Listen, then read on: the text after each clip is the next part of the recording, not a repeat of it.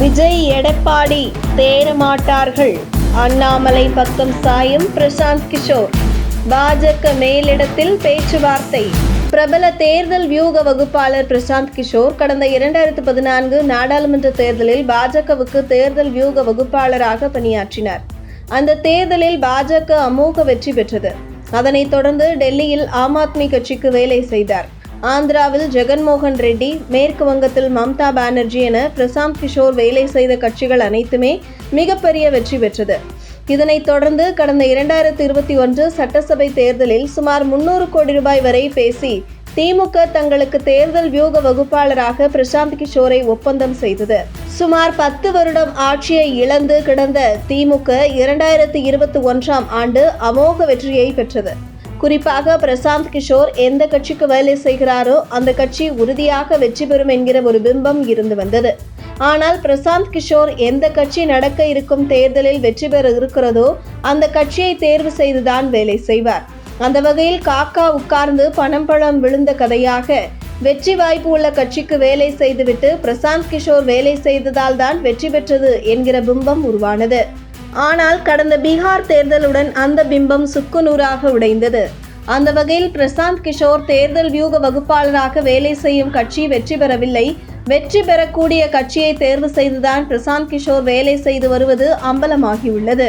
இந்த நிலையில் தமிழகத்தில் நடைபெற இருக்கும் வரும் 2026 தேர்தலில் அதிமுக மற்றும் விஜயின் தமிழக வெற்றிக் கழகம் 2 கட்சிகளும் பிரசாந்த் கிஷோரை ஒப்பந்தம் செய்ய போட்டி போட்டு வந்தது. ஆனால் பிரசாந்த் கிஷோர் சாய்ஸாக அண்ணாமலை தான் இருந்துள்ளார்.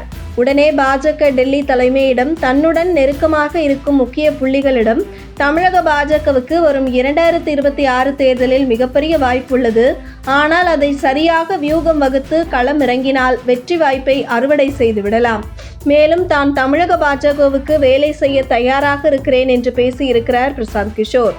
இந்த விஷயம் டெல்லி பாஜக தலைமை கவனத்திற்கு சென்றிருக்கிறது. ஆனாலும் டெல்லி பாஜக இதற்கு எந்த ஒரு ரியாக்ஷன் கொடுக்கவில்லை என கூறப்படுகிறது. இதனைத் தொடர்ந்து மறுபக்கம் அதிமுக விஜயின் தமிழக வெற்றிக் கழகம் சார்பில் தொடர்ந்து பிரசாந்த் கிஷோருக்கு அழுத்தம் கொடுத்து வந்த நிலையில் பாஜக தரப்பில் எந்த பதிலும் இல்லை என அதிமுகவை கை கழுவி விட்டு சமீபத்தில் விஜயை சந்தித்தார் பிரசாந்த் கிஷோர். இந்த நிலையில் விஜயிடம் பெரும் தொகை கேட்ட பிரசாந்த் கிஷோர் அதற்கு விஜய் தரப்பும் ஓகே செய்துள்ளது.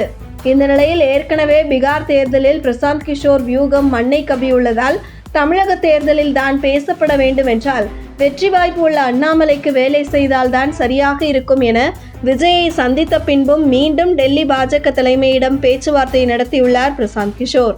ஆனால் டெல்லி தலைமை எங்களுக்கு அரசியல் சாணக்கியர் அமித்ஷா இருக்கும்போது எதற்கு தேர்தல் வியூக வகுப்பாளர் என பிரசாந்த் கிஷோரை புறக்கணித்ததை தொடர்ந்து தற்போது விஜயின் தமிழக வெற்றிக் கழகத்துக்காக வரும் 2026 சட்டசபை தேர்தலில் பிரசாந்த் கிஷோர் பணியாற்ற உறுதி செய்துள்ளதாக கூறப்படுகிறது.